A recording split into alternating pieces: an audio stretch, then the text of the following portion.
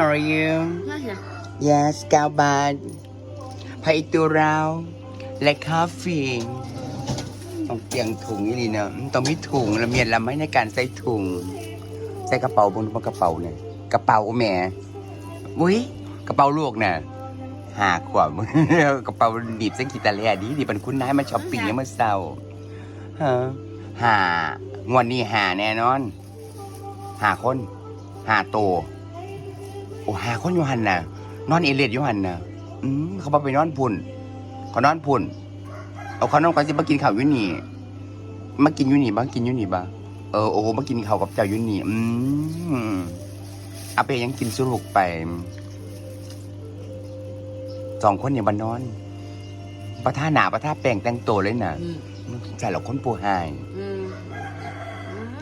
คนอยู่พุ่นเห็นงานน้ำกันด้วยกันทุกเกตเตอร์